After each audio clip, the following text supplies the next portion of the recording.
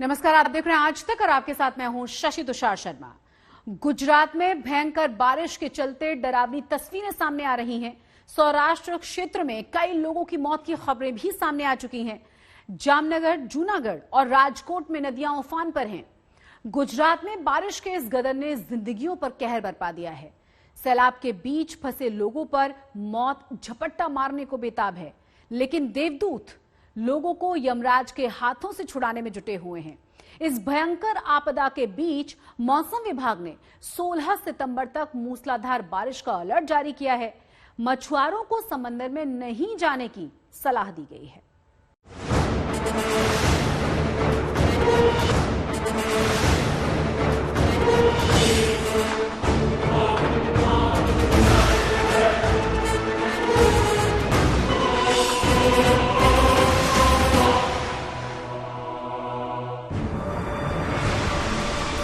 ये गुजरात का हाल है। सितंबर की बारिश में आए सैलाब ने कैसी गत बना दी है। लोगों की जान के लाले पड़ गए हैं, घर बार सब डूब गए हैं। जिंदगियां बचाने के लिए रेस्क्यू ऑपरेशन किए जा रहे हैं। गुजरात में जामनगर से लेकर जूनागढ़, राजकोट से लेकर पोरबंदर तक रेस्क्यू ऑपरेशन किए जा रहे हैं। एनडीआरएफ की टीमों से लेकर एयरफोर्स के लोग जान बचाने के लिए जी जान से जुटे हैं। आज हम आपको दिखाएंगे खतरों के वो खिलाड़ी जो जान पर खेलकर सैलाब में डूबते लोगों की जान बचा रहे हैं। वो देवदूत जो यमराज के हाथों से जिंदगी को छीन कर ला रहे हैं। सैलाब का जिंदगी पर खतरनाक प्रहार। जूनागढ़ में ऑपरेशन कार। तो सबसे पहले आपको जूनागढ़ की दिल दहला देने वाली तस्वीरें दिखाते हैं। यकीन मानिए, इन तस्वीरों को देखकर ही रोंगटे खड़े हो जाते हैं। आप देख सकते हैं, एक कार को पानी के अंदर से क्रेन की मदद से निकाला जा रहा है। कार पूरी तरह से झूल रही है। कार पूरी तरह से कबाड़ बन चुकी है। अब आप सोच रहे होंगे कि इस कार में कौन बैठा था और ये कार कैसे सैलाब में समा गई। तो आपको बता दें कि तस्वीरें गुजरात के जूनागढ़ के आनंदपुर की हैं। इस कार का ड्राइवर डैम के पुल से गुजर रहा था। अचानक ऐसा सैलाब आया कि ड्राइवर पुल के ऊपर से ही कार छोड़कर भाग गया। उसके बाद जो हुआ वो तस्वीरें आपके सामने हैं। कार बह गई। जैसे ही सैलाब कम हुआ तो इस कार को क्रेन की मदद से निकाला जा रहा है।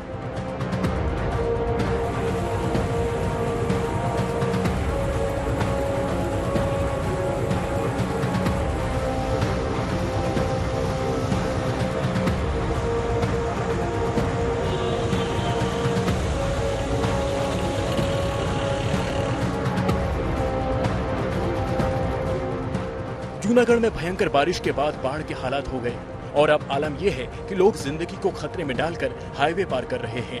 तस्वीरें जूनागढ़ के वंथली मालावदर हाईवे की हैं। आप देख सकते हैं कि यहाँ पानी इतना है कि पुल दिखाई नहीं दे रहा। कारें आधी आधी डूब कर चल रही हैं।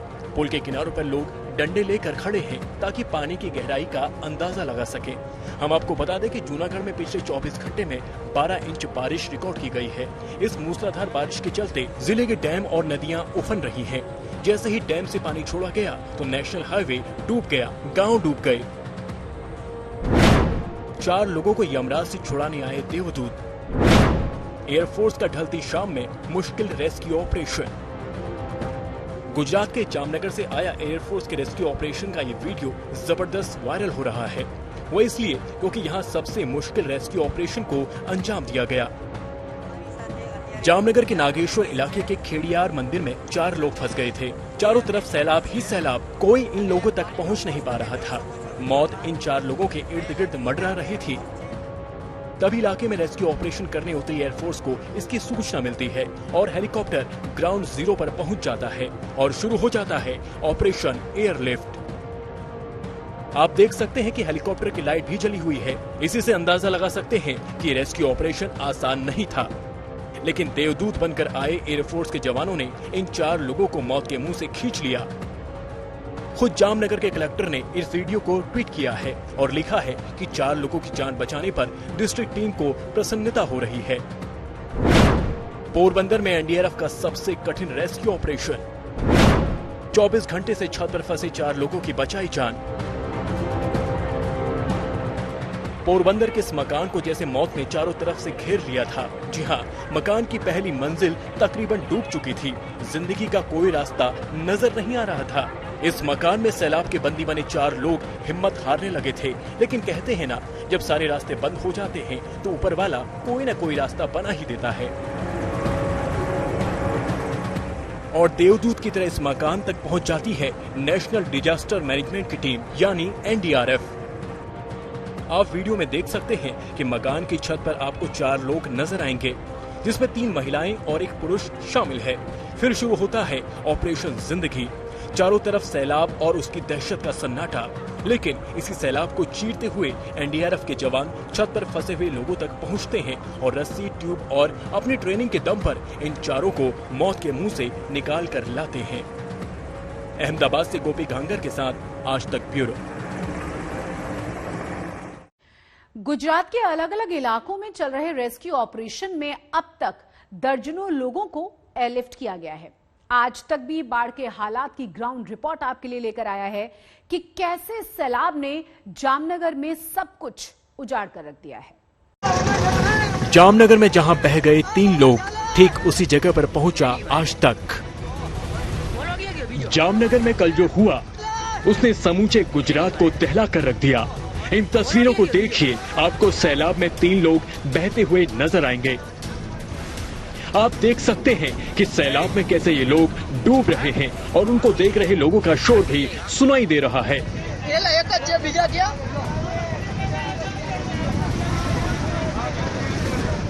हम आपको बता दें, इन 3 लोगों में 2 लोगों को वहां मौजूद लोगों ने बचा लिया था, लेकिन एक शख्स लापता हो गया, जिसकी बॉडी आज मिली है। आज तक की टीम जामनगर में ठीक उसी जगह पर पहुंची जहां ये 3 लोग बह गए थे। आज वहां पानी तो नहीं है, लेकिन एक ऑटो डूबा हुआ पड़ा है। लोगों की भीड़ भी जुटी हुई है। आप देख लीजिए, यहाँ पर ये ऑटो रिक्शा जो अभी पानी में डूबा हुआ नजर आ रहा है, यहाँ के लोग बताते हैं कि कहीं ज्यादा था और बहुत ज्यादा पानी था और यहाँ पर 3 लोग बह गए थे। कुछ लोग यहाँ पे जो खड़े थे उन्होंने उनका वीडियो भी बनाया था बहते हुए लोगों का, और कुछ लोगों ने उनको बचाया। 3 लोगों में से 2 लोगों को बचा पाए थे। एक मिसिंग रिपोर्ट किया गया था, जिसको आज सवेरे एनडीआरएफ ने एक दूसरे ही बहुत आगे एक गांव है वहां पर उसकी जो बॉडी है उसको निकाली है। गुजरात में इतनी भयंकर बारिश हुई कि जल प्रलय जैसे हालात हो गए। सड़कों पर सैलाब में कारें बहती हुई नजर आई, घर मकान डूब गए। जामनगर और राजकोट समेत गुजरात के कई इलाकों में बारिश ने गदर मचा दिया। सैलाब में सबसे बुरी गत बनी जामनगर की। वायुसेना के हेलीकॉप्टर जीवन रक्षा में जुट गए। एनडीआरएफ की टीमें सैलाब के बीच फंसे लोगों की जान बचाती हुई नजर आई।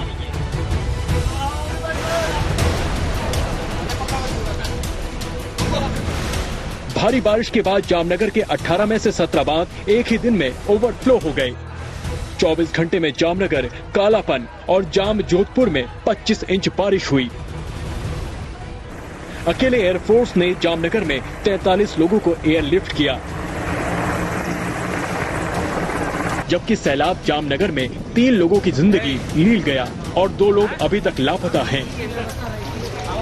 4300 लोगों को सुरक्षित स्थान पर भेजा गया। गुजरात के नए सीएम की शपथ लेने के फौरन बाद भूपेंद्र पटेल भी जामनगर के लिए रवाना हो गए और उन्होंने बाढ़ग्रस्त इलाकों का जायजा लिया। जामनगर में सोमवार को हालात जितने भयंकर थे, आज काफी हद तक काबू में हैं, लेकिन सैलाब से आई तबाही के निशान चप्पे चप्पे पर दिखाई दे रहे हैं। अब इस पुल को ही देख लीजिए, बाढ़ आई तो कैसे पुल के बक्कल से उतर गए हैं। भी फिलहाल क्योंकि इसके ऊपर 10 फीट का पानी था और वो सारा क्योंकि इसके काफी ज्यादा फोर्स से बह रहा था, तो ट्रैफिक तो रोक दिया गया था, लेकिन अब इसके हालात काफी खराब नजर आ रहे हैं और इसलिए एडमिनिस्ट्रेशन ने फिलहाल यहाँ पर ग्राम रक्षक दल, ये जो आप देख रहे हैं खाकी वर्दी में, ये सब ग्राम रक्षक दल के लोग हैं जो यहाँ पे तैनात कर दिए गए हैं। तो ये इंश्योर कर रहे हैं कि यहाँ से ट्रैफिक नहीं गुजरे। जामनगर में सैलाब का कहर टूटा तो 35 गांव का संपर्क टूट गया। अब 24 घंटे बाद तबाही का मंजर साफ दिखाई दे रहा है। जामनगर से विद्या और गोपी घांगर के साथ आज तक ब्यूरो। महाराष्ट्र के अमरावती में एक नाव पलट गई जिस पर 11 लोग सवार थे। 3 लोगों के शव अब तक मिल चुके हैं। 8 लोग अभी भी लापता हैं। रेस्क्यू ऑपरेशन लगातार जारी है।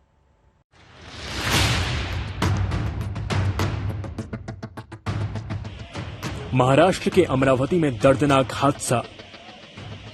नदी में पलटी नाव, 11 लोग डूबे, रेस्क्यू ऑपरेशन जारी। महाराष्ट्र के अमरावती में दर्दनाक हादसा हो गया। एक नाव पर सवार होकर 11 लोग जा रहे थे। अचानक वर्धा नदी इन लोगों के लिए काल बन गई। इसके बाद की तस्वीरें आप देख सकते हैं। पूरा गांव नदी के किनारे इकट्ठा हो गया है। गोताखोर लोगों की तलाश कर रहे हैं। नाव के जरिए सर्च ऑपरेशन चलाया जा रहा है। घंटों की मशक्कत के बाद 3 लोगों के शव बरामद हो गए। इनमें एक 3 साल की बच्ची और 48 साल का एक शख्स है। बाकी 8 लोगों का कोई सुराग नहीं मिल रहा।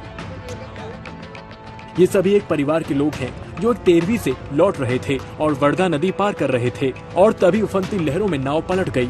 हम आपको बता दें कि महाराष्ट्र में कई दिनों से भयंकर बारिश हो रही है, जिसकी वजह से नदियां उफान पर चल रही हैं। इस हादसे ने पूरे इलाके को हिला कर रख दिया है। हर कोई अफसोस में डूबा हुआ है।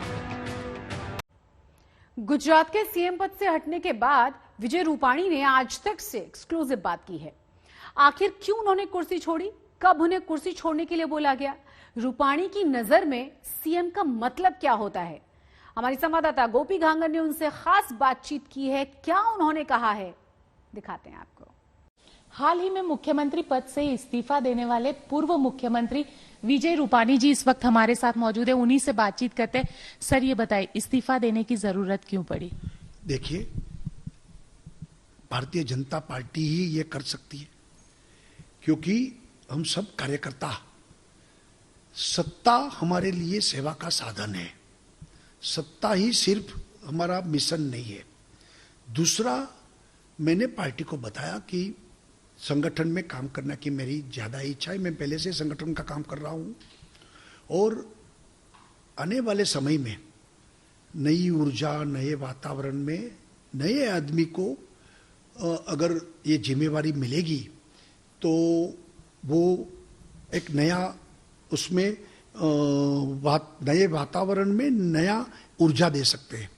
दूसरा, 5 साल मुझे दिया, 5 साल कम नहीं है। मैं आपके माध्यम से मोदी जी और अमित शाह जी का आभार व्यक्त करता हूं कि मुझे 5 साल का गुजरात की जनता का सेवा करने के लिए ये मौका दिया, वो पर्याप्त है मेरे लिए।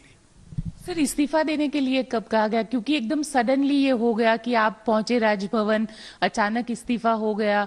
हर किसी के लिए ये सवाल था। एक्चुअली अगले रात को मुझे हाईकमान ने बताया और मैंने दूसरे दिन दे दिया। सर, आपके लिए कहा जाता है कि आप काफी संवेदनशील है। आपकी बेटी ने भी ये कहा कि क्या संवेदनशील होना गुनाह है क्या राजनीति में?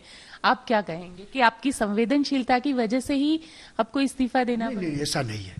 इसलिए मुझे इस्तीफा देना है ऐसा मैं नहीं मानता हूं। मेरी बिटिया ने जो पत्र में बताया है कि जो अलग अलग मीडिया में कि ये कारण ज्यादा संवेदनशील है इसलिए विजय भाई को इस्तीफा देना पड़ा, ऐसा जो लॉजिक और तर्क दे रहे हैं उसके खिलाफ उन्होंने ये बात बताई है।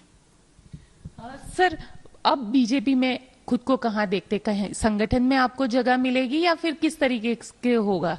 एक्चुअली मेरी इच्छा है कि संगठन में मैं अपना ज्यादा काम करता रहूं, लेकिन पार्टी जो तय करेगी, मैं पार्टी के कार्यकर्ता सैनिक के नाते जो काम मुझे देंगे मैं करूंगा। सर, कहीं एक सवाल लोगों के मन में ये भी खड़ा होता है कि क्या आपके चेहरे पे पार्टी 2022 का चुनाव नहीं लड़ना चाहती थी या जातीय समीकरण को ज्यादा महत्व दिया गया इसलिए पाटीदार मुख्यमंत्री को लिया गया? नहीं, ऐसा नहीं है। मैंने बताया नहीं कि 5 साल मेरे लिए पर्याप्त थे और 5 साल में मैंने पार्टी ने मुझे जो मौका दिया, मैंने ही पार्टी को बताया था कि अब मुझे पूरी पर्याप्त समय मिला है और संगठन में काम करने के लिए मेरी इच्छा है। नए मुख्यमंत्री नई ऊर्जा के साथ नई विकास के ऊंचाई सर करें, इसके लिए उनको भी समय मिलना चाहिए, तो ये राइट टाइम है। सर, आपने कल बताया था कि आप अब भी सीएम, एक कॉमन मैन। मैं पहले भी सीएम था, आज भी हूं, कल भी रहूंगा। सीएम का मतलब कॉमन मैन, और जब मैं सीएम था तभी भी मेरा वर्तन व्यवहार कॉमन मैन जैसा ही था। आज भी हूं, कल भी रहूंगा। सर, गुजरात की राजनीति में देखने मिलेंगे या अब देश की राजनीति में आप देखने मिलेंगे? मैंने बताया था उस वक्त भी कि पार्टी जो जिम्मेवारी देगी मैं करूंगा। अगर बूथ, ये जो छोटा यूनिट रहता है हमारा, उसके भी जिम्मेवारी देंगे तो बूथ में ही काम करूंगा मैं। चलिए, ये थे गुजरात के पूर्व मुख्यमंत्री विजय रूपानी जी, जिनका कहना है कि अगर पार्टी उनको कहेगी कि बूथ लेवल पे काम करना है, यानी छोटे से छोटी जिम्मेदारी भी उनको दी जाएगी, तो वो जरूर करेंगे। कैमरामैन साजिद आलम के साथ गोपी घांगर, गांधीनगर आज तक।